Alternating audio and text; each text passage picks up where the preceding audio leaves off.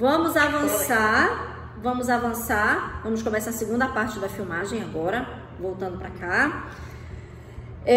Avançando no tempo, nós vamos deixar um pouquinho esta questão das causas místicas para a existência das deficiências, né?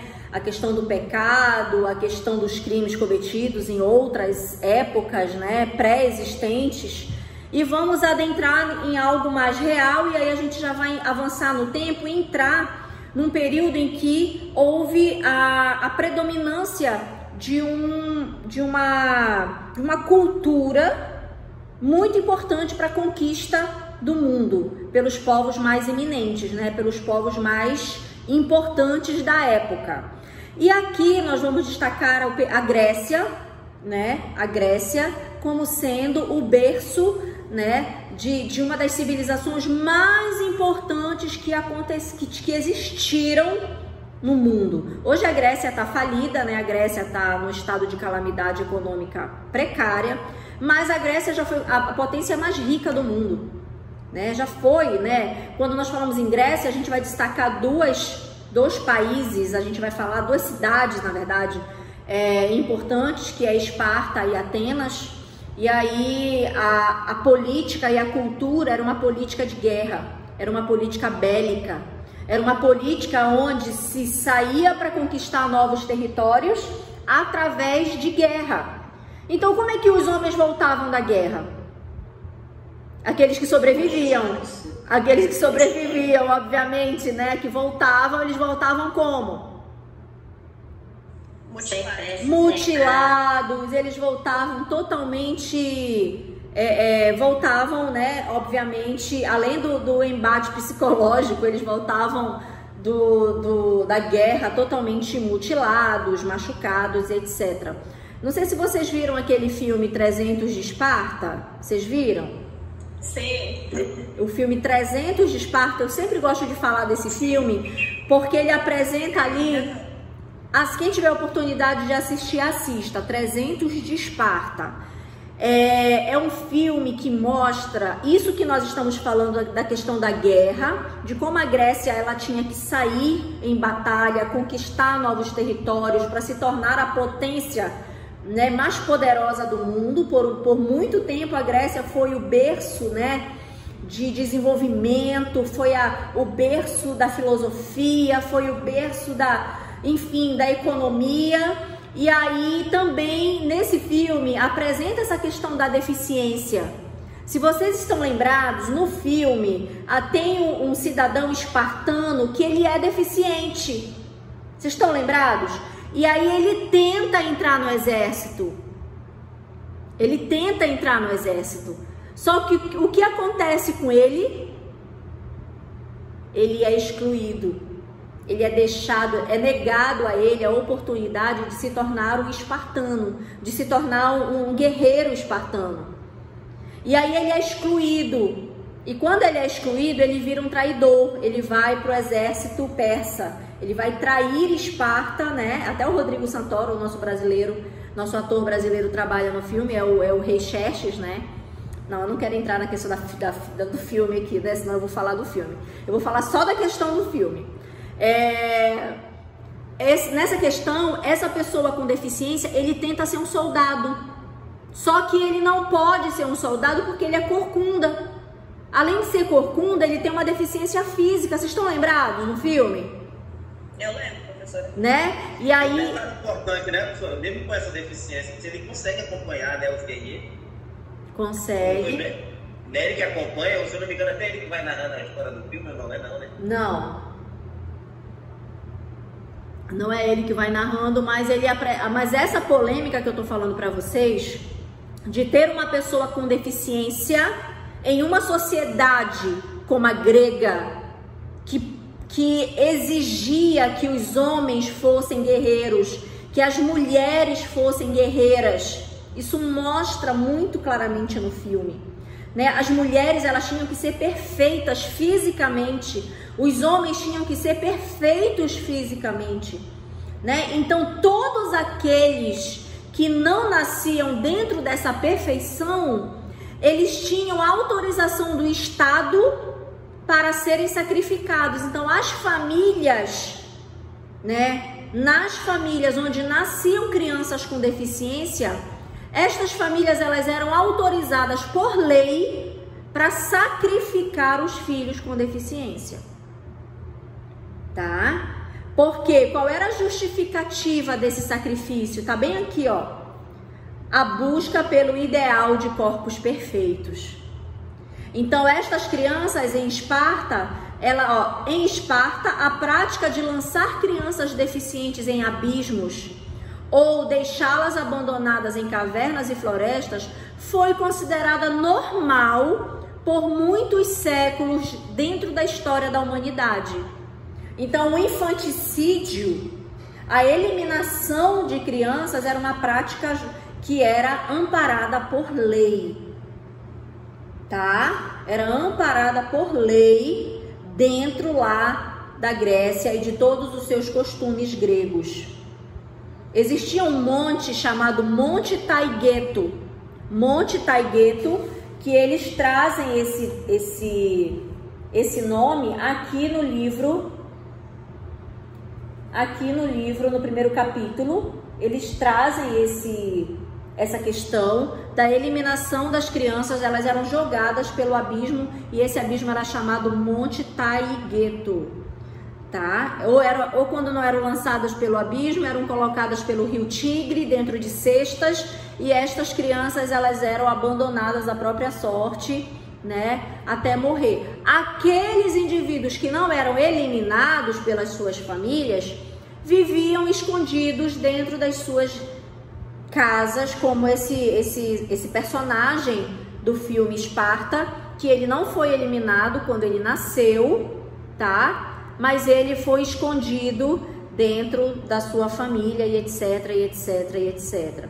Então, o que prevalecia no período antigo grego, a gente já está falando numa outra escala da linha do tempo, tá? O que prevalecia na Grécia era a busca pela perfeição, a busca pelos corpos perfeitos, gente, tá? E aí, para aquelas pessoas que voltavam da guerra, para aqueles guerreiros que voltavam da guerra, que sobreviviam, a estas pessoas eram prestadas assistência médica, tá? Assistência médica. Então, lá na Grécia, para estas pessoas que voltavam, para estas pessoas que estavam ali sobreviventes da guerra, estas pessoas elas passavam a ser assistidas pelo Estado grego. Então a Grécia, dentro da história, ela pode ser considerada como a sociedade pioneira na assistência aos cuidados às pessoas com deficiência dentro da história. Tá? E aí o tempo vai avançando, Grécia vai perder o seu poder, né? Lá na Grécia nós tínhamos uma política religiosa politeísta. O que é o politeísmo, gente? Vários deuses, acreditavam em vários deuses. Era o deus da água, o deus da guerra, o deus do trovão, o Thor, né? Mentira, o Zeus, né? Era deus para tudo. Era politeísta. A deusa da beleza, a deusa do amor, né? Enfim, o deus dos mares. E aí tinham deuses para tudo. Era politeísta, era um pensamento poli. O nome poli significa muitos. Quando a Grécia perde o seu poder, o outro império vai predominar. Qual é o império? Qual é o império que depois do grego vai dominar o mundo? Qual é o império? Romano. O Império Romano, né? E neste Império Romano vai existir o que ali que vai predominar? Cristianismo. O cristianismo, o monoteísmo. O que é o monoteísmo? Aí, engasguei. A crença em só um Deus, que é o monoteísmo. Aí o cristianismo ele vai chegar com força na Idade Média. A gente já está na Idade Média, hein? Acompanhem lá o raciocínio da linha do tempo. Já saímos do período antigo, estamos na Idade Média, certo? beleza? E aí, dentro da Idade Média, já vai existir a ideia de pecado, aquela ideia de pecado bem forte mesmo, né? Já vai existir a política religiosa da não eliminação das crianças ou das pessoas com deficiência, né? Já vai ser pecado matar as crianças. Mas mesmo assim, ainda vai acontecer em Roma, ainda vai existir em Roma uma lei que está sendo descrita lá no capítulo 1, né? A lei das 12 tábuas. Leram lá no capítulo 1? Nesta lei, Roma antiga, bem aqui, gente, ó. A lei das 12 tábuas. Tá vendo aqui no capítulo 1? A lei das 12 tábuas, lá em Roma, também vai autorizar as famílias, né, a matar os filhos defeituosos. Olha o termo que é usado aqui, né? Os filhos defeituosos, né? Então, dentro deste processo, apesar de haver a proteção da igreja para não eliminar as pessoas, vai haver uma contradição, porque ainda vai existir uma lei que vai justificar o infanticídio. O infanticídio, o que é? Assassinato, a mortandade de criança. Isso é o termo infanticídio, né? É um crime de matar o infante, ok? E aí dentro desse processo vai haver, né, essa política monoteísta, onde o cristianismo vai ser o evento mais importante dentro desse período, para que as crianças fossem, né, as crianças com deficiência fossem protegidas, mas ao mesmo tempo iria existir lá essa lei das 12 tábuas que poderia autorizar as famílias a eliminar as crianças defeituosas, tá? Bem aqui tá escrito: as atitudes de extermínio não são mais aceitáveis e os cuidados com a pessoa com deficiência passam a ser assegurados pela família e pela igreja, mesmo que tais cuidados não garantam a integração do deficiente na sociedade de forma geral. Mesmo assim, ainda vai existir essa lei das 12 tábuas que vai justificar a questão do infanticídio da criança com deficiência. Vai haver uma contradição aí. Vai haver a proteção, mas vai haver uma lei que vai justificar essa prática ainda, tá? Avançando, a gente vai então ter a Idade Média, gente, como sendo conhecida, né, a Idade das Trevas, em que a pessoa com deficiência, ela vai ser protegida, mas ela não vai ser incluída, ela vai ser escondida, ela vai ser rejeitada, ela vai ser alvo de quê, gente? Ela vai ser alvo de caridade, rejeição, confinamento, asilamento, né? A igreja, ela vai de alguma maneira, em nome da caridade, a igreja ela vai proteger, mas ela vai esconder a pessoa com deficiência. Tanto é que no filme, já viram o filme Corcunda de Notre Dame? Sim. Conhecem a história? Onde é que o Corcunda mora? Na igreja, na catedral. Lá na capela, lá na igreja, lá, né, protegido, né, protegido. Na Catedral de Notre Dame. Né, na Catedral de Notre Dame, que infelizmente, há 2 anos atrás, pegou fogo, né, gente? É tão lindo, era tão linda. Mas a igreja vai proteger e vai excluir. Vai proteger e vai excluir. Com essa proteção, o que que vai acontecer, gente? Antigamente se eliminava. Nascia com deficiência, jogava no gueto lá, jogava no abismo, mandava para o rio, o tubarão comia, né? No mar. E aí morria afogado. Na Idade Média, as pessoas com deficiência, elas passam a ser o quê? protegidas, elas passam a sobreviver, né? Elas passam a estar na sociedade. Só que elas estão na sociedade escondidas, isoladas.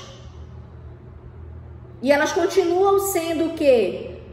Excluídas e ainda vai prevalecer o pensamento místico, né? Onde o cristianismo, onde a igreja, onde a religião vai ainda levantar a bandeira do pecado. Nasceu deficiente porque é pecador. Nasceu deficiente porque os seus pais pecaram. O castigo divino, né? E eles vão ser vistos como fruto do pecado. É uma coisa tão ilógica isso. Mas por que isso acontecia, gente? Por quê? Por que tinha esse pensamento místico aí? Porque ela não tinha nada sobre... Ai, não sei se eu vou falar certo. Fale. Porque não tinha ainda os avanços da medicina sobre esse tipo de pensamento, né? Nem a filosofia, ainda a filosofia humanista só vai aparecer lá no Renascimento. Isso. Então, por isso que eles acreditavam assim nessas questões mais místicas. Né? Isso, exatamente. Pode falar, Fábio. Eu falo da igreja também. Pode falar. Que eu acho que a igreja também apoiava, né? E eu acho que nesse tempo todo mundo era baseado meio que pela igreja. Uhum. Todos aqueles que iam contra a igreja iam para onde? Na fogueira. Na fogueira da Santa Inquisição. Todo mundo tinha pânico, pavor, né? De ir parar na fogueira. Tanto é, gente, a ignorância era tanta nessa época, né? A ignorância do esclarecimento era tanta, que até as pessoas que escreviam com a mão esquerda, os canhotos, eles eram considerados bruxos. As pessoas eram consideradas bruxas. Elas eram mandadas para a fogueira, né? E hoje já sabemos que o canhotismo, ele é fruto de um gene recessivo que manifesta ali o canhotismo. Quem é que descobriu isso? A ciência. Só que como foi o Tadeu que falou, né? Sobre a questão da medicina. A medicina na Idade Média, gente, ela era uma medicina totalmente o quê? Do senso comum. Vocês já viram aquele filme, O Físico? Sim. Como era praticada a medicina? Pelos barbeiros, né? Os barbeiros eram os médicos. Eu passei, ótimo que eu passei o filme pra vocês. Vocês viram, né? O corpo humano era sagrado, não podia ser tocado, não podia ser cortado, nada para ser estudado. Exatamente. Tudo isso é fruto do pensamento dominante da época, onde as pessoas tudo eram isso. ao pensamento da época. Tudo isso. Aqueles que se rebelavam contra esse pensamento era perseguido, era morto, né? Claro que, como vocês viram no filme, existiam pessoas que já praticavam uma medicina, né? Só que bem distante daquele contexto ali, como mostra, o protagonista do filme teve que ir para o Oriente para estudar a medicina. E mesmo lá no Oriente, a necropsia não era permitida. O corpo humano não tinha sido visto por dentro, né? Ninguém sabia como era um coração, um fígado, um pulmão, etc. Era mera especulação, ninguém sabia. Ninguém praticava o estudo do corpo. Só com o avançar do tempo, lá já na era do Renascimento, saindo da Idade Média, entrando no Renascimento, é que há o avanço da medicina, é que há o avanço da ciência, é que começa, na verdade, a ser praticado ciência, E dentro desse processo, a medicina e o estudo do corpo humano, gente, começa a dar explicações físicas, biológicas para a existência da deficiência. O cérebro começa a ser estudado, gente. E o que é o cérebro? O cérebro é tudo, né? O cérebro que comanda o nosso corpo. É o cérebro e todo o córtex cerebral que permite que eu mexa a mão, que eu pisque, que eu fale, que eu ouça, que eu enxergue, que eu ande, que eu respire, que o meu coração bata. O cérebro é responsável por tudo. Então, a partir do momento em que Descartes, né, fala, em pleno renascimento, que o corpo humano morto, ele é uma máquina, a ideia de pecado deixa de existir para certas pessoas. Ainda vai continuar, que continua até hoje, né? Alguns pensamentos ainda conseguimos ver até hoje. Mas a partir do momento em que a deficiência, ela passa a ser estudada a partir de uma perspectiva médica, porque o corpo humano, ele já é estudado, ele já é totalmente, me ajudem aí a pensar na palavra, examinado, investigado, né? As pessoas, elas começam a entender que o cérebro é o responsável pelo fato da pessoa não andar e não o fato dele ser possuído pelo demônio, como se pensava antigamente, né? Quando tinha uma pessoa se debatendo, por exemplo, no chão, não era porque ele estava endemoniado, mas é porque ele estava tendo um ataque epilético, porque o cérebro dele estava ali, estava prejudicado, certo? Então, o estudo do corpo humano é o que vai dar condições para a deficiência, para as deficiências começarem a ser o quê? Entendidas de fato. De fato. Ok? Desta forma... Então podemos ver aí o tamanho da contribuição da medicina para o olhar inclusivo, né? Exatamente. A medicina, como eu destaquei aqui, ó, tá? Ela passa a dar condições, o desenvolvimento da medicina passa a dar condições para o entendimento, tá aqui, ó, o entendimento às pessoas com deficiência. Excluam do vocabulário de vocês essa palavra aqui, ó, que infelizmente as autoras do texto usaram em pleno 2017. Aquele outro livro também tem, professor, portadora. Esse livro, gente, ele é de 2008, tá? Aqui é que se usa... Eu ia perguntar para a professora, falou que a forma de falar, até esqueci em relação como é que é essa coisa? Portadora? Pessoa com deficiência. Pessoa com deficiência. E também procurem não usar o termo pessoa especial. Eu sou super especial, gente. E nem por isso eu tenho uma deficiência. Então eu não uso esse termo, não usem, procurem não usar. Quando vocês estiverem dando as entrevistas de vocês na televisão, como pedagogos, especialistas e doutores e mestres, não vão falar pessoas especiais, gente. Toda pessoa é especial. Fala em pessoa com deficiência, tá? Diga. Não, porque automaticamente já está segregando, né, professor? Falando que é especial. Sim. Não, professora, eu só ia perguntar qual foi o ano, assim, que saiu essa nomenclatura, porque eu já vi vários artigos, né, artigos atuais, que tem ainda essa nomenclatura. Tem muito, porque as pessoas não se atentam.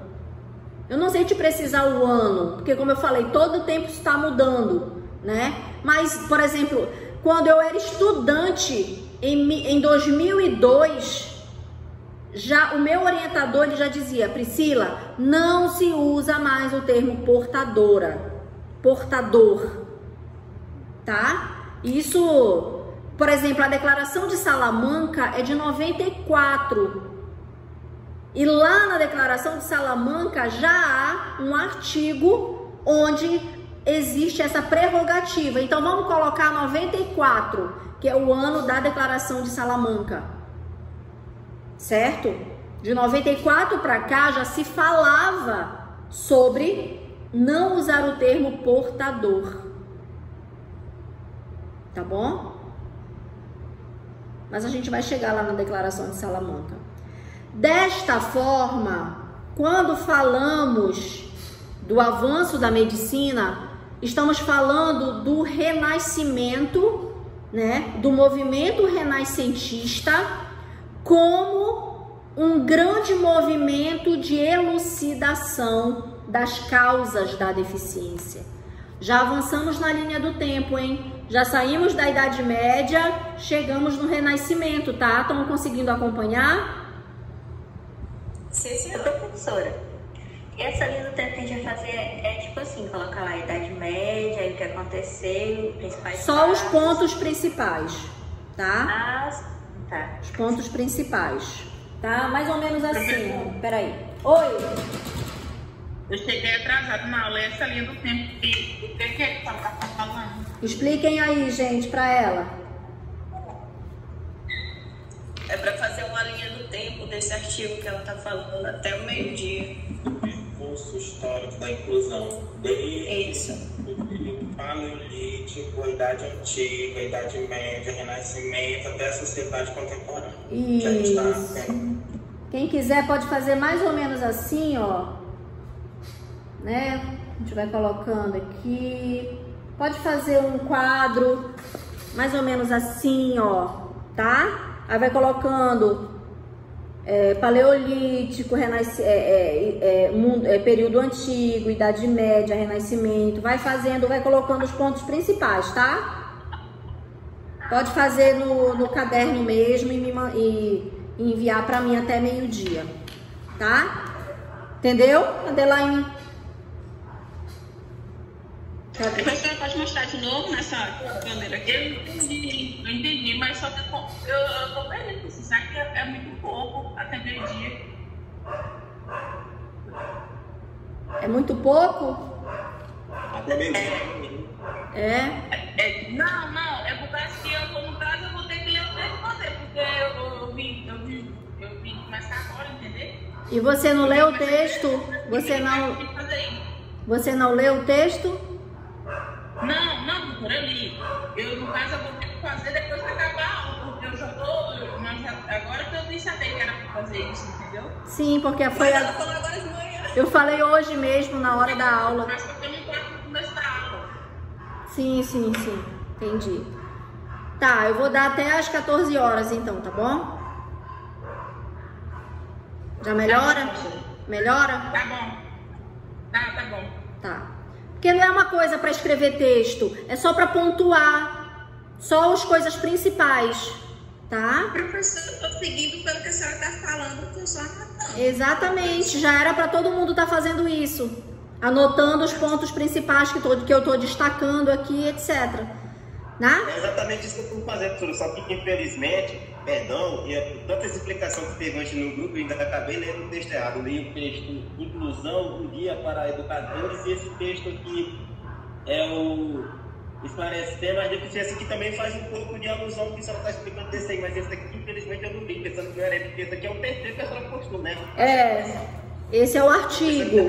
E eu pensando que eram os dois primeiros, eu li Esclarecendo da Deficiência e Inclusão. Mas esse aqui também faz. Esse também faz o percurso histórico. Ele faz. Ele é tipo resumo, né, professora? Ele é mais resumidinho, entendeu?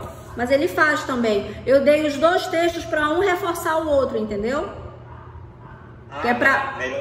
Que é para fechar bem assim as ideias de vocês, para elucidar bem, tá? Continuando, gente, no Renascimento, por que eu quero pontuar o Renascimento, gente? Qual a importância do Renascimento para a vida das pessoas com deficiência?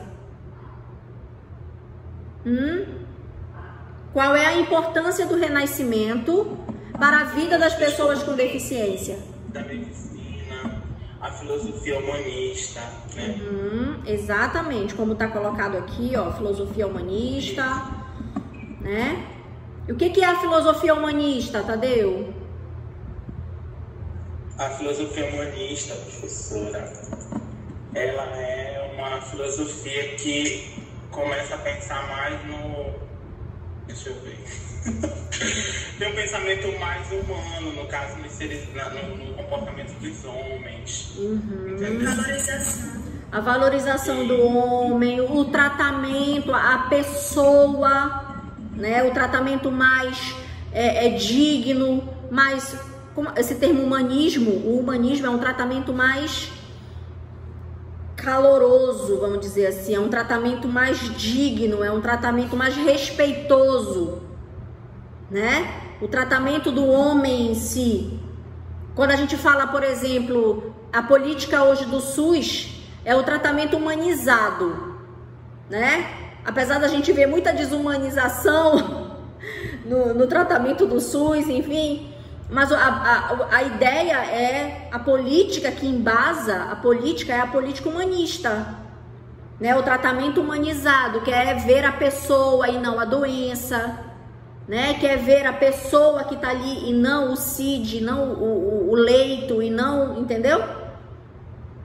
Então a filosofia humanista é o que vai ver, né, de uma maneira mais próxima a pessoa. E aí a gente vai falar desse tratamento do homem pela conquista dos seus direitos enquanto homem dentro de uma sociedade. Né? A gente não vai ver como acontecia antigamente, vai se buscar uma resolução para os problemas da pobreza, da marginalização dos deficientes. Levando em consideração a interação e a participação no contexto social. Exatamente. A renascença surge no mundo para livrar o homem da ignorância e da superstição. Eu adoro essa parte aqui. A renascença vai... Gente, eu quero falar renascência, não é renascença, é renascença. A renascença vai, né, ser um momento histórico para livrar o homem da ignorância. Por que da ignorância? Por que da ignorância? Porque ele não tinha conhecimento sobre determinado, por exemplo, as pessoas com deficiência, né? Ele acreditava naquela superstição. Agora exatamente. Ele tem conhecimento mais médico, filosófico sobre... Exatamente. Então...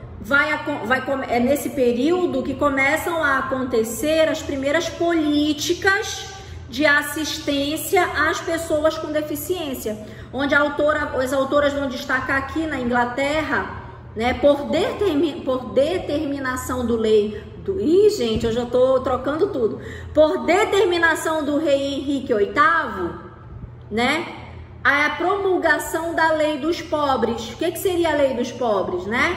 O que seria isso? Toda a população inglesa iria pagar uma taxa ao rei, ao reinado, ao império lá, para conseguir o quê?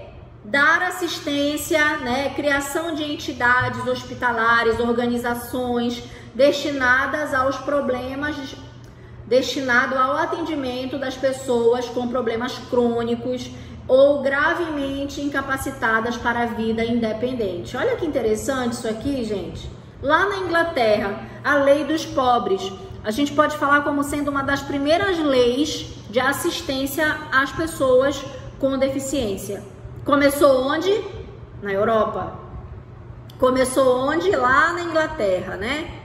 E aí, por mais que houvesse uma deteriorização da sociedade, já existia, né, uma preocupação do Estado com relação aos cuidados às pessoas com deficiência. Porque, olha, lembra, vamos voltar, no mundo antigo se eliminava as pessoas, o Estado não tinha que se preocupar com elas, elas eram eliminadas. Lá na Idade Média, as pessoas começaram a ser colocadas em asilos, começaram a ser guardadas, começaram a ser escondidas. Então a sociedade começou a ter muita pessoa com deficiência. Com o passar do tempo, as pessoas com deficiência, elas passaram a estar em grande número. Aí o Estado teve que pensar em políticas. Na verdade, a lei dos pobres é uma política pública, né? Ela acaba sendo uma política pública. É ou não é? É uma política pública bem rudimentar, mas é uma política pública. Que começou lá no século XVI e século XVII.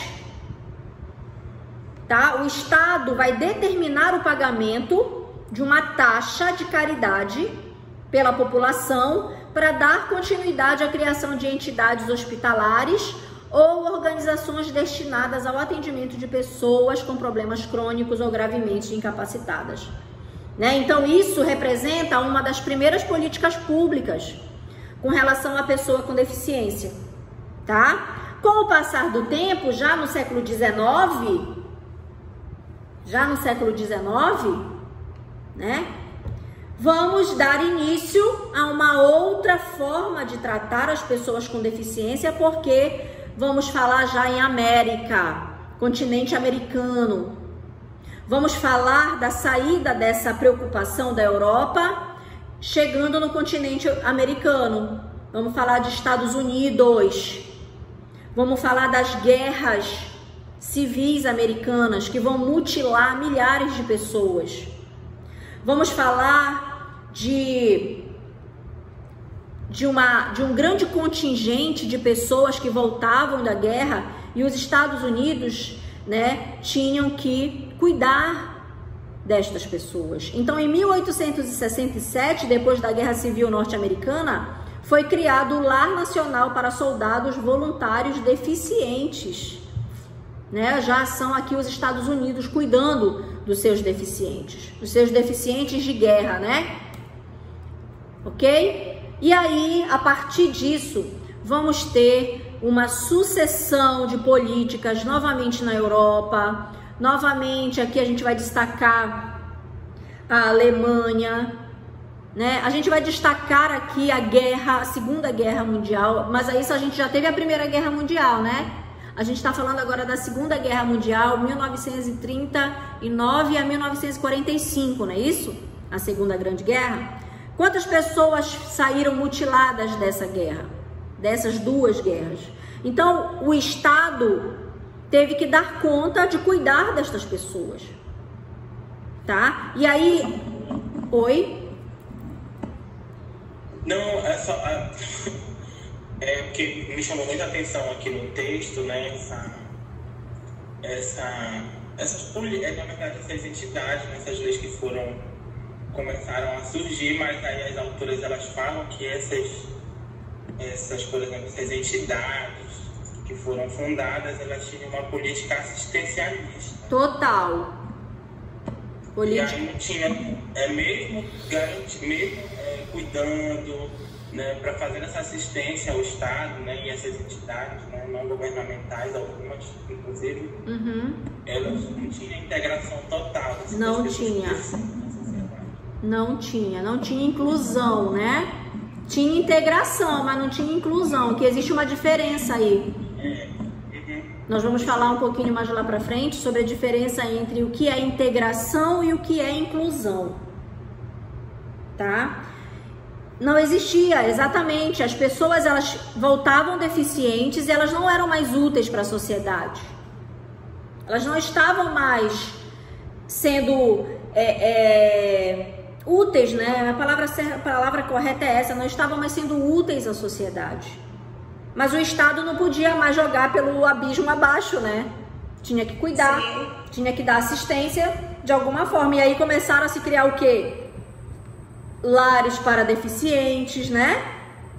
Começaram a ter o quê? Preocupação quanto à assistência e qualidade de tratamento para a pessoa com deficiência, programas e políticas assistenciais, mas nunca no intuito de incluir as pessoas O Estado Foi cuidou... mais por uma questão de calamidade pública, né, professora? Exatamente. E muita gente... Muita gente mutilada da guerra, então não era uma assistência para aquelas pessoas que já eram deficientes. E sim, foi mais uma questão de saúde pública, que tinha muitas pessoas mutiladas vindo da guerra. Exatamente. Com a criação da ONU, gente, com a criação da ONU, a ONU foi criada após a Segunda Guerra Mundial. Foi a reunião dos países que venceram a guerra, né? E que começaram a criar políticas, dentre estas políticas de cuidado ao deficiente, né? E aí, em 1975, a ONU declara, né, formaliza a Declaração dos Direitos das Pessoas. Aqui ainda se usa o nome portador em 1975, tá? O nome é esse mesmo. Declaração dos Direitos das Pessoas Portadoras de Deficiência, tá? Como sendo assim, o marco, vamos dizer, o marco, né, dos cuidados e das primeiras discussões acerca de inclusão, né? Então, em 1975, há, né, essa garantia de direitos inerente à igualdade humana. Em 1975, por determinação da ONU, pós-Segunda Guerra. Então, houve, de certa maneira, já aqui, uma preocupação quanto aos direitos de igualdade, né? E junto com isso foram feitas outras e outras políticas, vários programas, várias ações, várias resoluções, como bem vocês acompanharam aqui no texto, que buscam dar à pessoa com deficiência melhores condições de vida e melhores condições para começarem a estar incluídas na sociedade, né? E aí vamos falar vários e vários. Por exemplo, o dia 3 de dezembro é considerado o dia da pessoa com deficiência, tá? E aí, gente, várias coisas começam, várias políticas, elas começam a avançar até o dia de hoje. Nós vamos estudar as leis mais atuais, tá? Em outra aula, na aula amanhã. E aí vamos trabalhar estas questões de modo mais pontual. Mas isso aqui é para vocês acompanharem que houve avanços importantes e significativos. E dentro desses avanços vamos ter, né, o marco, que é o dia 3 de dezembro, como o dia declarado pela ONU, como o dia da pessoa com deficiência, tá? E em 1994, lá na Espanha, na cidade de Salamanca, vai haver o grande encontro mundial da Unesco, tá? Onde vai se falar pela primeira vez, anotem isso aí, tá? Pela primeira vez vai ser falado o termo inclusão. Na verdade, vai se falar pela primeira vez o termo educação inclusiva. É por isso que a Declaração de Salamanca, gente, ela é considerada aqui, ó, a Declaração de Salamanca. A Declaração de Salamanca é considerada um dos documentos mais importantes que visam a inclusão social. E vai se falar pela primeira vez em educação inclusiva, como sendo aquela educação realizada preferencialmente na rede regular de ensino. Antes disso, as crianças com deficiência, elas eram encaminhadas para onde? Para as escolas especiais. As escolas especiais, elas vão surgir, gente, dentro desse contexto pós-Segunda Guerra, tá? Onde elas vão se formalizar como instituições destinadas exclusivamente ao ensino da pessoa com deficiência. Até então, as crianças com deficiência, elas não eram autorizadas a estar nas escolas regulares.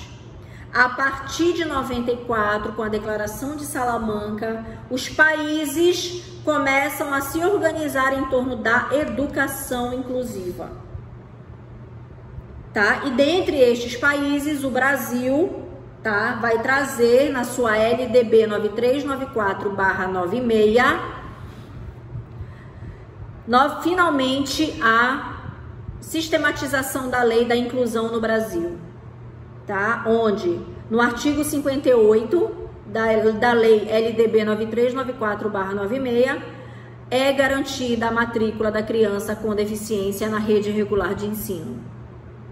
E a ida da criança à escola especial no contraturno, né? Onde a criança ela tem que frequentar no contraturno a escola especial ou a classe especial ou o reforço especial, que é o que acontece pela lei aqui no Brasil, tá? E aí, dentro dessa questão, gente, os autores eles vão trazer uma discussão só para nível de conhecimento mesmo, a nível de Brasil, né? Como que existiam relatos de infanticídio em tribos, vocês leram isso?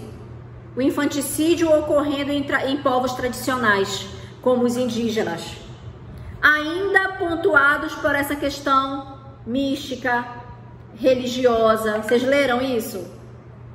Sim. O infanticídio muito sendo... triste. Oi? Muito triste, inclusive. Quando eu cheguei aqui em Altamira, eu ouvi relatos de algumas tribos aqui da região do Xingu que cometiam infanticídios ainda com crianças que nasciam com deficiência. Algumas tribos, gente, ainda cometem esse tipo de atos. Tribos hoje, existem relatos. Se não me falha a memória, teve um caso recente aqui em Altamira. Se eu não me engano, teve um pai aí, uma família que queria adotar um índio porque a família queria sacrificar o índio por conta de uma tradição. Eles eram gêmeos. Um assunto bem detalhado, mas que muito. Exatamente. É porque eles eram gêmeos. Porque eram gêmeos, né? Foi isso mesmo, Marcelo. Exatamente, eu ouvi essa história. Os gêmeos, eles tendem a matar, por causa que eles falam que tem um que é do bem e outro que é do mal. Aí, como não sabe, eles matam as duas crianças. E até eu vi essas duas crianças, né, agora de tão grande, outro casal de indígena adotaram eles. Dependendo da cultura indígena, tem cultura indígena que não faz esse tipo de ato, né? Mas tem aquelas culturas mais tradicionais que fazem mesmo e que é o que os autores trazem, né? A eliminação pelo infanticídio, né? Costumes e práticas de infanticídio, né? Por uma questão de eliminação, né? Oi. Quando eu fui estudar o ensino médio aí em Altamira, eu fui visitar a FUNAI, né? Aí lá tinha um menininho com o pezinho, um índiozinho com o pezinho torto, aí tava passando até aquela música da Xuxa, né? Aquela musiquinha lá, aí ele pegava e ficava dançando. Aí a mulher que trabalhava lá falou bem assim, olha, esse menino bem, esse índiozinho, ele escapou de morrer. Eu não sei o que foi que aconteceu, que eles não mataram essa criança. Só que, tipo assim, eles tinham que ficar sempre de olho, né? Pra que eles não pegassem ele e levassem ele pra matar por causa da cultura deles, né? Sim. Porque tinha o pezinho todo, ele era aleijado, né? Daí... Sim. Exatamente, é justamente essa discussão aqui que as autoras trazem, né? Essa reflexão sobre essa questão de povos tradicionais, sobre essas práticas, né? As autoras vão trazer isso e vão trazer também que no Brasil, né, com a vinda da escravidão para cá, muitas pessoas negras, né, se tornaram pessoas com deficiência. Elas não eram pessoas com deficiência, mas se tornaram pessoas com deficiência. Por quê, gente? Porque elas tentavam fugir. Pelas punições, né? Pelos castigos. Aí eles vão... O trecho mais triste, professora, desse artigo que eu vi. Ó, dentre uma variedade de punições, incluía-se o açoite, a amputação dos membros, as mutilações, né? E a igreja dando a sua permissão, a sua anuência para esse tipo de prática, né? Era conivente com isso. Eram coniventes. Então, vários negros, a população negra se tornou uma população negra deficiente em função destas práticas, né? O castigo corporal era admitido como pena para certos crimes. Pessoas que tinham seus olhos extraídos, os seus dentes fraturados, a amputação de seios, castrações, tudo como forma de castigo, né? Pelas suas possibilidades de fuga, além de que dos acidentes de trabalho que aconteciam e que tornavam os negros escravos pessoas mutiladas, né? A mutilação, ela vai tornar a pessoa uma pessoa com deficiência. Uma pessoa que está ali fazendo a extração da cana-de-açúcar, que prende o braço na máquina, ela se torna uma pessoa deficiente física, né? Então, como eles falam aqui, ó, muitos acidentes nas engrenagens, nas casas de moinho, mutilavam mãos e braços, né? Então, essa questão no Brasil, né, além das questões naturais de nascer uma pessoa com deficiência, ainda aconteciam atos como esse, né, que é uma problemática social que foi criada por uma política escravagista, onde se tinha a ideia do homem branco ser superior ao homem negro, e tendo sobre esse homem negro o direito de que, gente, de tratá-lo como um animal. Nem animal se trata desse jeito, né? Se tratava desse jeito. Então é uma história muito triste, que aconteceu não somente no Brasil, mas em várias partes do mundo. Os Estados Unidos foram a sociedade mais escravagista. O sul dos Estados Unidos é muito forte ainda isso lá, né? Tem um filme que fala Mississippi em Chamas, se vocês puderem assistir, fala muito sobre essa questão, né? E no Brasil, quando falamos do Brasil, de negros do Brasil, negros deficientes, são negros que se tornaram deficientes em função desse tipo de política escravagista que em 1888, né, foi abolida a escravidão no Brasil, mas ainda há registro de continuação de práticas escravagistas pós a Lei Áurea, né? E aí, gente, se somando a esse contexto, as autoras vão trazer as várias guerras civis que tiveram em função desse domínio do Império Português sobre a colônia, né? Sobre aquela questão de se buscar a independência do Brasil, e isso vieram várias guerras civis e várias guerras que aconteceram a nível nacional e que geraram pessoas com deficiência. E as autoras vão destacar a criação no Brasil de dois institutos, de dois espaços muito importantes, que hoje é chamado Instituto Benjamin Constant, lá no Rio de Janeiro, mas antigamente o primeiro nome foi o Instituto de Meninos Cegos, que foi criado em 1958, mas o primeiro foi o Instituto de Surdos Mudos, hoje chamado INES, né? Eu conheço os dois institutos, ficam lá no Rio, são prédios gigantescos, gente.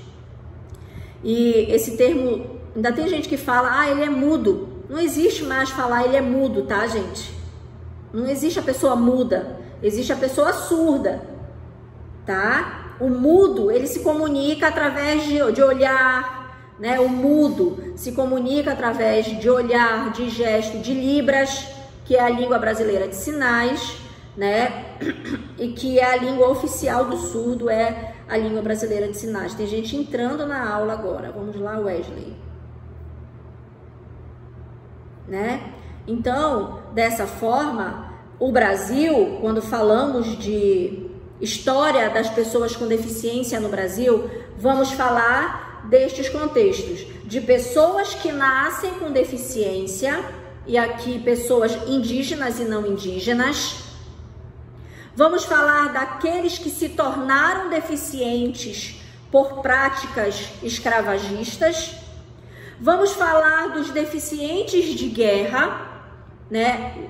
a guerra entre colônia e metrópole para tornar o Brasil independente de Portugal, né? E vamos falar, gente, de um fluxo de cuidados a estas pessoas, onde vão ser destacados aqui as próprias Santa Casas de Misericórdia.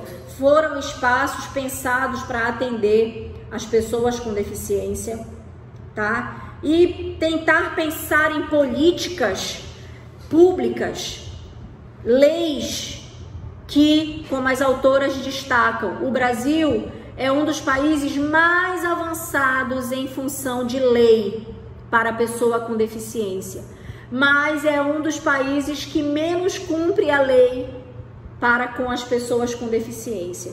E aí... Deixa o cara com essa afirmação, professora. O Brasil é considerado, gente, um dos países mais avançados em termos de legislação.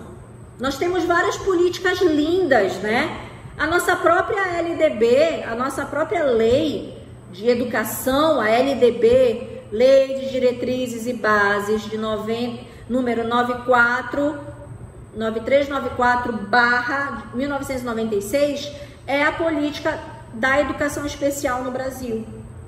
E aí nós temos várias leis. Nós temos a lei que transformou a língua brasileira de sinais como a língua oficial dos surdos, temos o decreto e temos a lei, né? Temos a política de inclusão às pessoas com deficiência no ensino superior, temos uma das leis mais avançadas nesse sentido. Temos a lei de cotas, né? Que é o que garante o acesso da pessoa com deficiência no ensino superior, que é um dos estudos que eu já fiz e que os meus alunos sempre fazem dentro desse processo, né? E várias leis que, como eu falei no início, leis que vão surgindo e que garantem, né? Tentam garantir a inclusão da pessoa com deficiência dentro da sociedade brasileira, porém é uma sociedade que pouco cumpre. Contraditoriamente, constata-se que, embora o Brasil seja um país que possua uma das legislações mais avançadas no que diz respeito aos direitos da pessoa com deficiência, a efetivação desses direitos nos termos da legislação fica muito a desejar na prática, como se evidencia no estudo. E o que é que causa isso, gente? Falta de fiscalização, tá? Falta de fiscalização e punição para aqueles que não cumprem a lei, tá? Hoje, gente, por exemplo, nenhuma escola, depois da lei LDB 9394/96, nenhuma escola pode negar a matrícula a uma criança com deficiência. Se os pais que têm um filho com deficiência forem a qualquer instituição, seja de ensino público ou privado, a escola ela é obrigada por lei efetivar a matrícula. Caso isso não seja feito,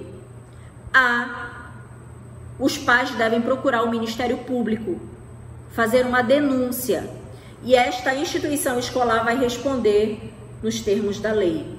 Não pode, tá?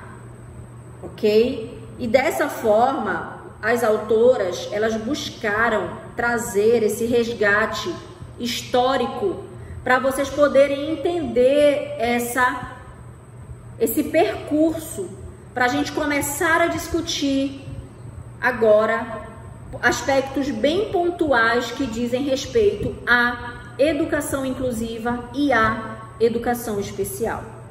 Certo, gente? Ok? Eu vou finalizar a gravação aqui, porque já tem 59 minutos. Eu acho que amanhã eu termino de postar esses 2 vídeos. Esse aqui é só do segundo vídeo, 59 minutos. O primeiro vídeo deu 35, eu acho. Tá? Eu vou finalizar aqui e a gente finaliza aqui com vocês, tá bom?